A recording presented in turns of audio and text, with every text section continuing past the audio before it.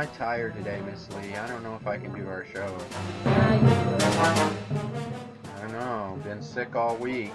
How do we get through?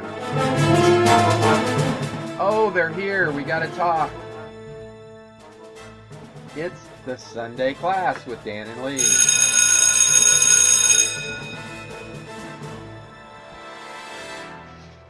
You know, sometimes you just do it even though you don't feel like it, right? Right. You set aside your emotions and your physical, and you set your mind and do it. You make yourself do it. Well, you set your mind, you pray, you say, Lord, I need to get this done. I don't use the word make. You're kind of a tyrant. I'm kind of an energizer. Okay. I make myself do it. You may energize yourself. I make myself do things. But this has been a crazy week, hasn't it? It has been crazy. Because why? Well, last weekend I was sick. And You were even last sick. Sunday I was still not feeling well. We barely got through the thing. And we got through the show. And then you started feeling bad Sunday night. Or Saturday night, actually. But you start feeling a lot worse Sunday night. By Tuesday, you decided that maybe you had pneumonia and you better go to the doctor. Yeah, so, and I did. Tuesday, we went to the doctor. Found out you have walking pneumonia, which was actually a blessing because that meant you didn't have to go in the hospital. Yeah, didn't have to get a heart operation. Yeah.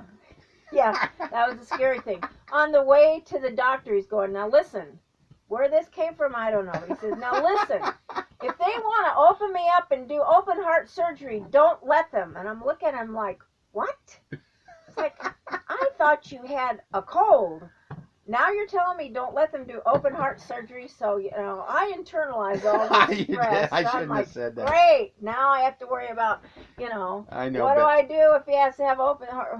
Well, I was having terrible. such a pain in my chest, but I knew it was the pneumonia, but I didn't want him to misinterpret it as, I need a heart attack's pain, like Randy went through that.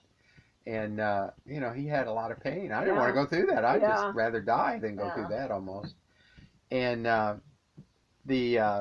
I freaked Miss Lee out, but it was a miracle. I mean, the doctor. We did a walk into the doctor, which we've never done before. And we just got in just in time because it was our lunch. It was like lunchtime. They didn't even get to go to lunch. I felt bad, but so they took us in and they shot him up with all this stuff. Oh man, they gave me super steroids.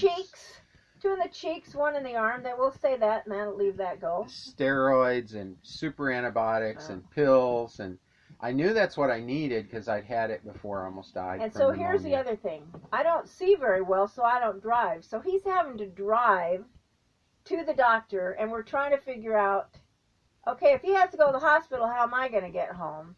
So we had to get it. We got that all arranged. Yeah. We talked to a friend and got that. Our friend Wayne, and our good buddy Wayne. We have a great neighbor that I know she would help us out too. But so anyway, that didn't happen. So I started taking the antibiotics, and man, they kicked in quick. They did. That pain went away. Yeah.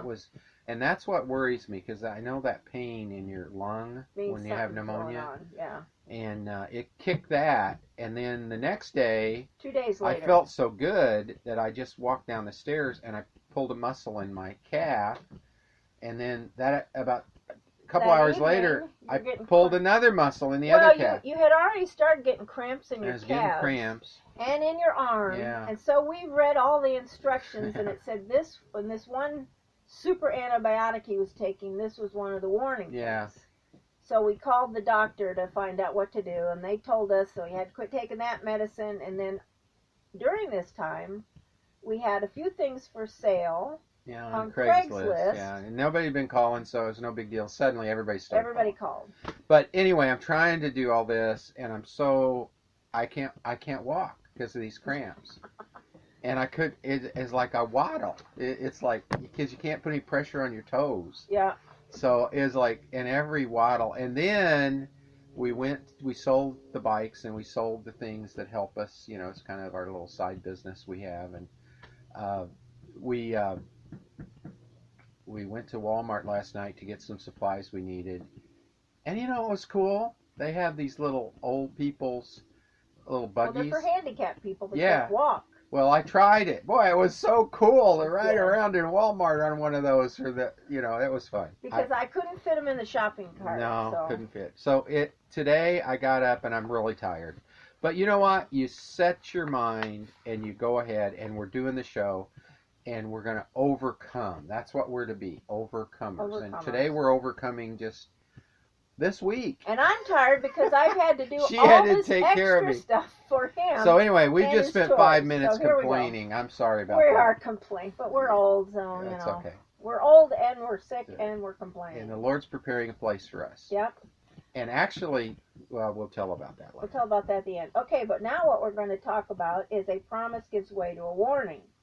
And we're looking at verses Luke 22, 28 through 34, and John 13, 36 through 38. So shall I begin reading? Yeah, let's just get this crazy week behind us and start a new one here. Okay. Simon Peter said to him, talking to Jesus, Lord, where are you going? Jesus answered him, Where I am going, you cannot follow me now, but you shall follow me afterward. Well, this is a very important thing. And again, why we do the Life of Christ in stereo. The word now. It's like, see, time matters. Wisdom is to know what time it is. And Jesus ultimately had the ultimate wisdom. And he knew he had to go first through death. Okay?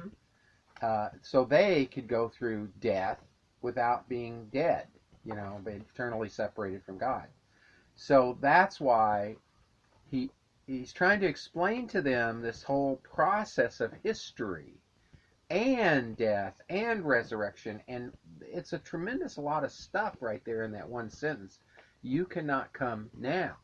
It doesn't say you can't go to heaven. Where I am going. Go now. It's where I'm going. Well, they all wanted to be with him, the disciples especially. Wherever he was going, they wanted to be with him. And see, that's where this is really important for people, that we want our loved ones and all of our friends to come to know the Lord, so we will be separated, and they can't come now when we die, but they will come and we will be together afterward, forever in eternity, with not having to fight the world, the flesh, and the devil. It won't be the battle we have now. But now we have the battle, world, flesh, and devil, and now we have some friends and relatives that don't know the Lord and haven't got the ticket to get to heaven, which is trusting in the Lord Jesus Christ and getting the free gift of salvation. An old-fashioned word comes to mind. What's that? Used to be called the glory train. Get your ticket to the glory train. That's a good one. I like that. Oh. I gotta look that up and play it sometime. Oh. I think that's an old revival song from way back. Okay. Something like that, the glory train. All right, shall I go on? So now is the controlling word, and that's where what happens with these passages so much, many people, especially those that want to misunderstand, will say, see, he's just crazy.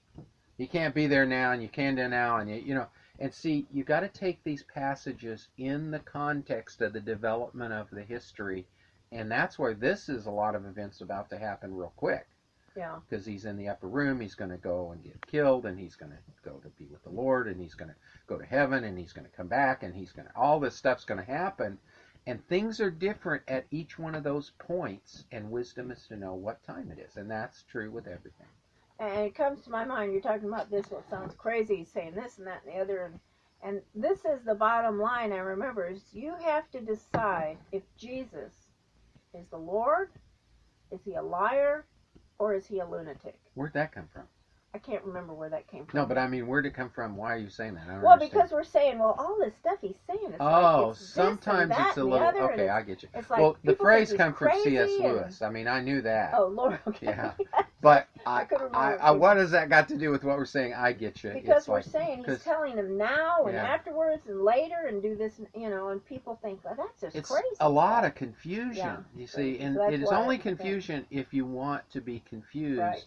And you don't trust the Lord as true. Because if you have ears to hear, you will hear and you'll understand. Yeah.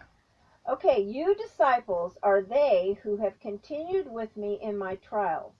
And even as my Father appointed me a kingdom, so am I appointing you, that you may eat and drink at my table in my kingdom, and may sit on thrones judging the 12 tribes of Israel. Now this is specifically to the disciples. Right. they are the apostles ultimately, Mm-hmm. and they will judge. Oh, wait a minute. Oh, you shouldn't judge. Jesus says to judge. They will judge. They are to judge. Mm-hmm. This whole postmodernist. With Jesus, he's going to and judge he's going to too. judge them. And see, this whole thing of you shouldn't judge is so taken out of context and Mm-hmm. so not true. But it does. We shouldn't be judgmental because we aren't better than others because we know the truth. Mm-hmm. But yeah, we better make judgments or we're going to get sucked into a lot of bad stuff too. Well, when you think about it, you make literally hundreds, maybe thousands of judgments a day, but people don't think, you cannot live a life and You not can't make live. a judgment. You can't live because the cars will kill you on the highway. Yeah, you have to judge whether you're going to stop or let the other person go. Are you going to judge on the right side of the road or left side of the road? Are you going to eat, the food that smells rotten and is slimy in your refrigerator, or are you going to eat something fresh you bought from the grocery store? Boy, is that true. There's especially if you don't clean your fridge out a lot. Yeah, I do clean mine out. You do. I clean mine a lot. It's all those things. But, every now and then I found you can die if you don't judge. I found a piece of, I can't remember, a while ago, I found something that was in there that got hidden, pushed in the back and under stuff, and it was slimy. But see, the world, throw that they away. don't want any guilt. Yeah. And we don't we make me feel bad. We welcome the judge me. guilt. It's a good thing. Guilt is good if you use it properly. Right. If you accept that you're condemned and you put that condemnation over on Christ. Mm-hmm. The way in the Old Testament when people got bit with a serpent, in Israel when they were in the wandering, Mm-hmm. if they just looked at the brazen serpent, they would be healed. Mm. That's kind of how it works with salvation. If we just take our guilt and put it on Christ's death on the cross, that's the whole picture there. Mm-hmm. It's we don't have to sit around and be guilty. Right. But guilt is not bad. Guilt is a good Guilt thing. sometimes motivates you to change your life. Now, there can be false guilt, and Right. that's why you need to have judgment. Is this, well, you're not a very good Christian. I had some guy tell me that on the game I played the other day. You're not a very good Christian. You kicked me out of the group. Well, he didn't keep the standards of the game, so we weren't going to let him drag the whole group down. Right. And I kicked him out. And I just said, well, why? And he said, well, I'm the best there is. I'm the greatest. You're lost. I said, well, you didn't obey the rules. And I explained it to him. Yeah. But he didn't care. He didn't Because really he didn't want any guilt. He Yeah. wanted to be guiltless Yeah. instead of judging. And when you judge, you can grow. But he wanted to make you guilty for treating you Oh, bad. that's so good, Lee. Yeah. Because those that don't want guilt, they throw guilt. Yeah. And that what they do is, Well, you shouldn't judge me. Now, when you say that to somebody, what are you saying? How many times have you heard, well, you just think you're better than I am? Yeah, see, they're throwing guilt. They're judging. They're judging you. And that's always the way it works. When someone is guilty, and if they can either judge themselves and put their guilt to Christ and be forgiven and be free, Right. or many of the times they'll throw the guilt back to you. Well, you shouldn't judge me. They'll try to make you guilty for telling them. The Bible says, though, blessed are the feet of those who bring the good news. The good news, you're guilty, and even better news is you are forgiven. Mm-hmm. And see, if they don't want that news, they throw the guilt back. And that's part of the battle in the Christian lifestyle. Yeah. And it's an art to working with that. But first you got to realize there is false guilt. And Satan is the world's great false guilt. Well, Satan will whisper in your ear. Well, he'll whisper in your ear. Yeah. Well, that wasn't a very Christian thing to do. That's right. You didn't do that Oh, right. pagans are very good at really attacking Christians. You're not a very good Christian. Right. So I just ask them, a good thing I do, I say, what is it to be a good Christian? And they don't have the slightest idea. They just, it's just one of those phrases you throw out. It's like, they don't, well, you don't make people feel bad. You're nice to people. I say, oh, no, that's not being, Jesus makes us feel bad because we're guilty. Yeah. So that's the message of the gospel. Yes, we are guilty, but the good news is Christ died for that guilt, and therefore we don't have to experience it anymore. Okay, going on then. Peter said to him, Lord, why can I follow you? Why? This is grammar gets me sometimes. Mm-hmm. Lord, why cannot I follow you now? I will lay down my life for your sake. See there, that the problem is the time. See, it's wisdom's to what time it is. Yeah. And Jesus is letting them know it's not time yet. That's really what he's saying. But Jesus answered him, will you lay down your life for my sake? Simon, Simon, behold, Satan demanded that he might have you disciples, that he might sift you like wheat. But I prayed for you, Peter, that your faith may not fail. And when you have turned back, strengthen your brethren. You know, this is a couple things here. Is Satan asked to sift them like wheat. He couldn't take the wheat. The sifting of wheat is an interesting thing.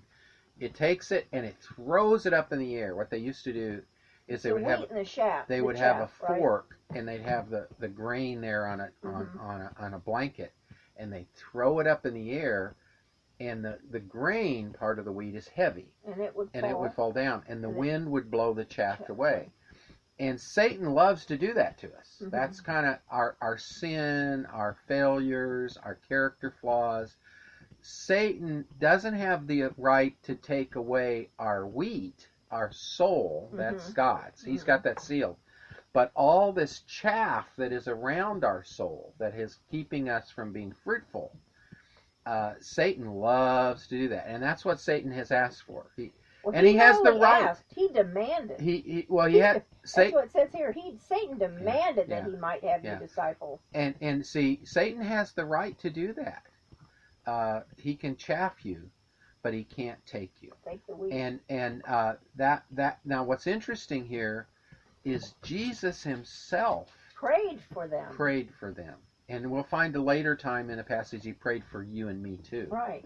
But this specific time he prayed that, and this is dealing with the period of his death and resurrection. Now, and can you imagine the devastation? Isn't this part of when Peter denies Jesus? It's coming. It's part of that. Yeah, it's part of it. He's preparing. Jesus is preparing. You're going to even deny. He says you don't even have the strength. You don't even have the courage. You don't to even not deny me. And he doesn't. He gives up the ghost, you could say. Yeah. But see, here's the thing. Jesus is. It says no one shall snatch you out of my hand. He holds you. That your faith and may the not shaft, fail. when the wind blows, it's a little bit scary. Yeah. And they're called in the book of James. It's called a buzz trial, and it happens to all believers. And when it happens to you, the Bible doesn't say, "Oh, be feeling bad." It says, "Give thanks." And the reason you give thanks is because you're purifying your faith. That's really what's going on. Sometimes. That's where Lee got an experience of that this week. Where did I get this? When I told her the story that don't let him take me and get me. Oh yeah, it's like. And she's emotionally going crazy, and I don't even think about it. I'm just feeling bad. Yeah. And then I felt bad later when she told me that. It's like, damn, so you're asking me to decide life or death decisions here, all on my own by myself. Well, because I would say we make 99.5% of decisions together. I'm sure there's half a decision that we make on our own. Well, you make a lot of decisions on your own. You don't know you make. Yeah, but we make major. But we work together, and we have for 30. What is it? 50? How about 50? No, we've been married 50. Okay, at least 47. We've worked together for about 47 years, where we every day are working together, and we discuss issues. And most of the time, we come to agreement. When we can't come to agreement, I just decide. Yeah. It's okay. It's worked out good for us. I can argue a lot, but we decide together. It was interesting last night when we were at the store with our friend, and I didn't realize I did it. Because I said, well, here's what we're going to do. You guys just go have fun, and I'm going to go over here. And she took it like it was a command. You had to go have fun. I thought, wow, she just doesn't get it, does she? And I knew what you were saying. You got it. We'll have fun. We're going to go look at maps or mops maybe and brooms. I think it was like, maybe I want to go with you. Well, I don't know what she was thinking. But it was a funny thing because I didn't catch that. I just like, she thought I was commanding her. And I wasn't. I just go have fun. It's okay. I know what you meant. I knew you did, but she didn't. Because See, she saw it as, it was very direct, very clear, very specific. Here's the problem. And it's not a problem, it's actually a good thing, but this is why he's saying this. Because before we go shopping, I do a massive amount of studying and comparison shopping of like a few stores that we go to, and I write my list out. Well, you have an app, you have all technology. Yeah, I have a lot of stuff. Man, she's high-tech shopper. So I know, and I do that so that we can continue to be frugal and fruitful. Frugal and fruitful. I know what we're looking for. The first commandment in the Bible is to be frugal. Obsessive. And environmentalists have come up with this, well, we should save the... No, we should be frugal. No. So nature produces faster than we consume. That's really what frugal is. Mm-hmm. Families have a way of consuming faster than they can make. And the rule of this, of frugalness, is not that you're a miser. That's bad. But everybody has a different flow of resources. Right. Okay? Resources would be how much you make, we'll say. Right. And one person has millions. Some people have very little. Pennies, yeah. But what you have to do, it isn't that you have the amount. The Bible doesn't really say that it's important how the amount is. It doesn't say whether you're rich or poor. It should be growing. Yeah. That's what, we see that. You know, one of the lessons in the garden, I think, is one of the great lessons. I believe every lesson in life can be learned in the garden. And it's not so much that my plants are growing fast, they're growing slow, but they're growing. Yeah. And I don't get too uptight, because there's sometimes years things grow real fast, and sometimes the year things grow. And that has to do with the sun. Or it may have to do with the amount of rain. It may have to do with the heat, Yeah. But you don't want them dying. Mm-hmm. See, dying is the opposite, where you're losing the plant. And sometimes you do lose plants because you make mistakes. And sometimes... And that means you can learn from that. It doesn't in the end of the world. Sometimes you do everything you can, and you'll have, like, a tree limb fall on top of everything. Yeah, break it all out. Yeah. So things happen beyond your control. What's that bush out there we have? We had this beautiful bush out in the front yard. Our yucca bush? Yucca. Oh, We've had since... It was huge. It was like 7, 8 feet Since we tall. first got here, it's been growing from a little plant. And just one day we walk out there and a tree limb fell and broke the whole top of it all. Broke it in two, and Lee's all kind of despair. I said, it'll pop back. And now it's got like 5 new little So branches. It's like a new tall plant with a little top instead of a taller plant with a big top. And that'll grow too. And that's called pruning, and it's something you do. Dan likes to prune a lot more violently. No, Lee doesn't want to prune. She's afraid of it. She thinks she's going to kill it, and she doesn't understand. If you don't prune, it can't grow well. The only thing I know that prunes well is my rose bush. That always comes back a lot prettier. But that's because you have experience of that. All right. Well, so in the same way, if we don't get pruned, if we didn't see, God uses Satan as the pruner. Yeah. See, he lets Satan come and give us trials. Give us those and he like chaff, and that's what we're talking about. That pruning process of living life, and we should give thanks for that. We shouldn't be depressed about it. We shouldn't be guilty about it.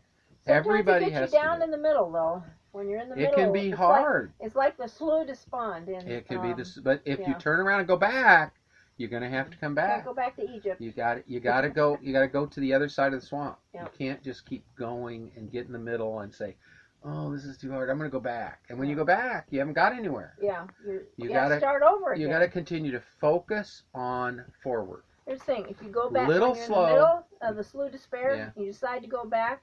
Yeah. You got to start over, but you got twice as much gunk on you. Yeah, this kind of brings me to the thing. A lot of times people will say to me, as we say, "I just can't get over. I'm just having a problem. I can't." And I say, "Well, what was the last thing you knew God wanted you to do?" I'll ask people that. Mm-hmm. They know. I said, "Why don't you do it?"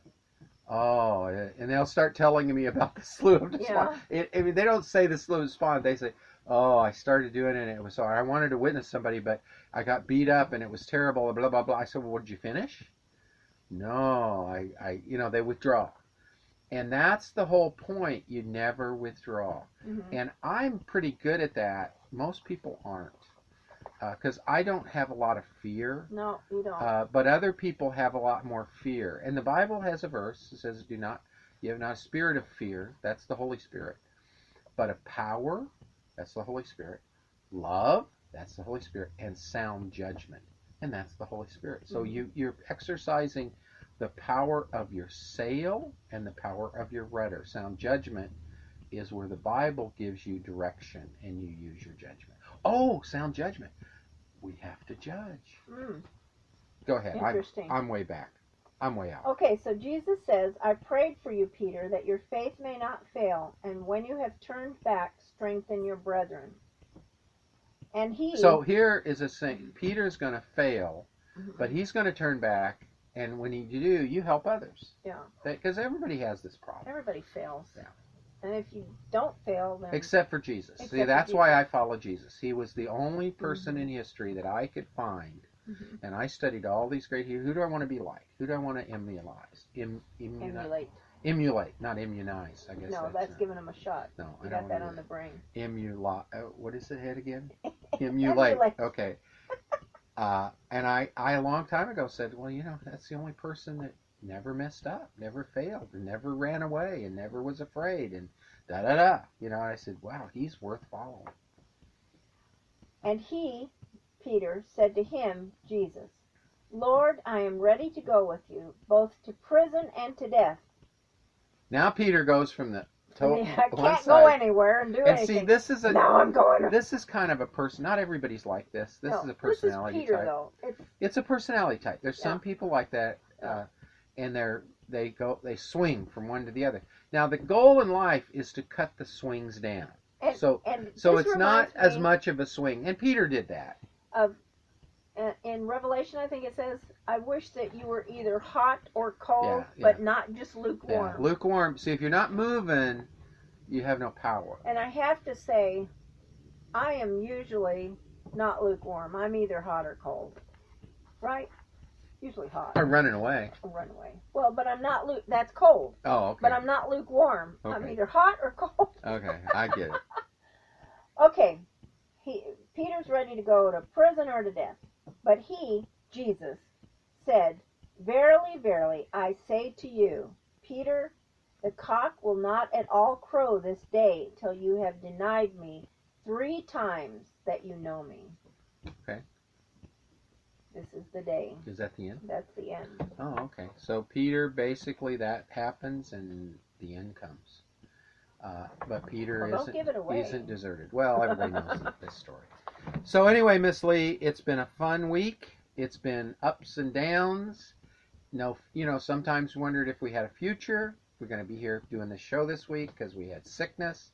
But Lord, I thought you were going to have open heart surgery and be in the hospital. Yeah, going to have, but again, you can imagine, and it can create, I was kind of, oh man, I just started imagining all these things, and so I expressed that, and sometimes you shouldn't express what you're feeling. It must have been your delirium or something, I don't know. I just and speaking didn't of delirium, think I had a heart problem. Remember when we were talking the other day about how when we first got married in the first house that we lived in, actually, this inspired us, And you got really sick, and we'd just been married a little while, and I did not know what to do. You were delirious with this fever. And we were living in the basement of a doctor, and I don't remember what kind of doctor he was, but I went up there going, I don't know what to do. I think it was a quack. I don't know. Come down, Yeah. And he came down, and he checked you out, and he says, he's just got a fever, give him some aspirin, and he'll be okay. But then that made us begin to talk about what, Dan? Talk about the idea that the Lord had a place for us. We moved into this kind of junky old house, just married. The basement. It was a basement of an old doctor. Basement apartment, but it was old. It was really a cool view over the valley. That's why we liked it. And it was kind of moldy, and that's probably why I got sick. But the Lord prepared a place for us. That doctor was there to help Lee. Yeah. And she didn't know what to do, and we didn't have cell phones then. And I'm not even sure we had a phone yet. I don't know if we had a phone. I don't think we had a phone yet. Maybe not. It was just like because we just got married and just moved in. Yeah. And the Lord had brought this guy out of nowhere, and he was a nice old man, and I don't remember his name. But that was too long ago. and we started talking about all of our lives that has happened. As we serve the Lord, as we walk with Him, He prepared a place for us. So we came to a conclusion. What we're going to do is what? We're going to do some messages and write a little book on all the places that the Lord has prepared for us. Yeah, it is. And It is just an amazing story. As we walk, we have an eternal place. We went through our 50 eventually. years of marriage and 50 years of, early Living. marriage of the last 50 years, and we just go, wow, everywhere. Even in RV parks, we'd move, every 2 or 3 weeks when we were traveling, and the Lord prepared a place for us. But actually, even before we knew Him, He was preparing a place for us. Yeah, there's and just set us on our journey. Yeah, so that is such a cool concept, because we all think preparing a place for us in heaven, but see, the Lord is sifting us and going through all these things to prepare us to continue a journey of being a warrior for Him, to have the faith of the centurion, to overcoming the world, the flesh, and the devil. So, anyway, we went too long today, way too long. And we invite you to come and get on our newsletter at our sundayclass.simplesite.com and sign up. Or you can go to theroddenreporter.com and you just get it there.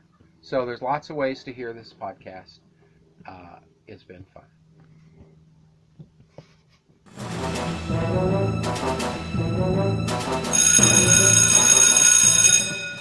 Class is over. Miss Lee, I sure hope next week is a little simpler. Yeah. This was sure crazy week. But you know what? The Lord was there. I give thanks.